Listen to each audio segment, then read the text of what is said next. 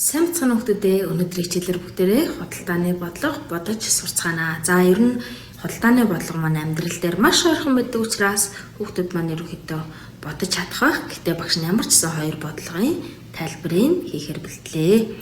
За эхний бодлого маань тариач нь 120 кг төмснөөс 5 дахин бага лувангаас 78 кг-аар их байцаа заржээ. Нийт хэдэн килограммногоо зарсан бэ?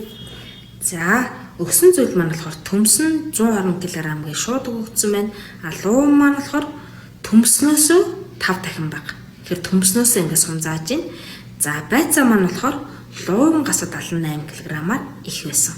За тэгвэл нийт хэдэн килограмм болох вэ гэдгийг олохын тулд бүгдээрээ хамгийн түрүүнд луун байцаа хоёр хэдэн килограмм зарсан бэ гэдгийг олох шаардлагатай болж байна, тийм ээ.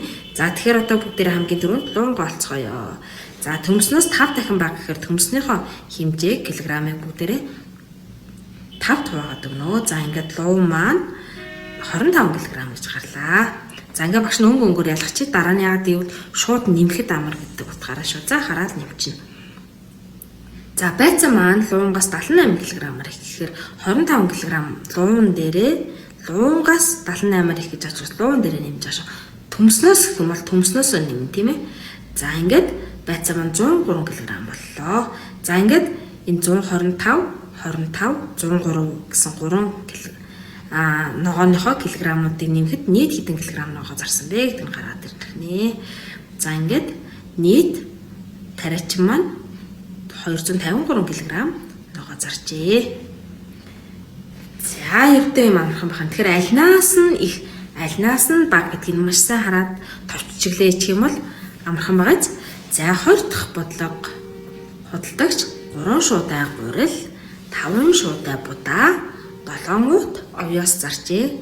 Гурил 1 шуудаан 57,000, будаа 75,000 төгрөг. 1 гут овёос 5,300 төгрөг бол нийт хэдэн төгрөгийн бараа зарсан бэ? За өгсөн зүйлсээ тэмдэглэе, тийм ээ. Гурил нь 3 шуудай гурил 1 шуудаан 57,000 төгрөг, будаа 5 шуудай 1 шуудаан 75,000 төгрөг, овёос 7 гут 5,300 төгрөг нэгнэ. За тэгвэл олох зүйл маань нэг хэдэн төгрөгөнд бараа зарсан бэ гэдгийг олох чинь. За тэгэхээр тус бүрд нь гурилыг нийт хэдэн төгрөгөнд зарсан юм. Будааг нийт хэдэн төгрөгөнд будаа зарсан. Овёос хэдэн төгрөг болсон ингээ бүгдийн тус тусд нь олцгоё. За гурил маань 3 ширхгийг зарсан учраас 57,000 төгрөгөө яг 57-гоо 3 удаа нэмж болно, эсвэл арай хэлбэрхээ олыг шууд 3-таа өрчүүлж болно, тийм ээ. За ингээд нийт 171,000 төгрөгөөр гурил.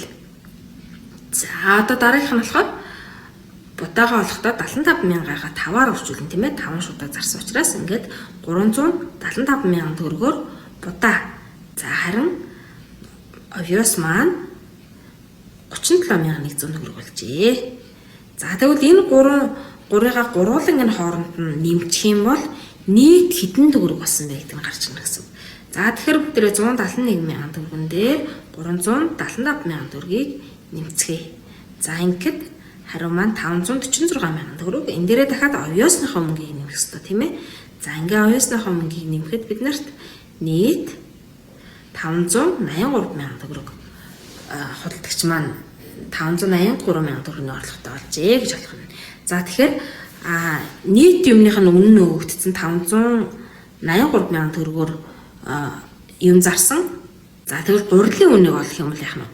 Энэ гурийнхаа энэ будаа овёос хоёрын үнийг хасчих юм бол гурилын үн гараад ирнэ гэх юмчлээ. Ингэж яг амьдрал дээр өөрөө ингүүл яах вэ гэж бодвол амархан бодогдсон шүү хүмүүстээ. За ингээд энэ хоёр бодлогоо ганцаараа бие дааж бодоод багшийнхаа хариутаа тулгаад болж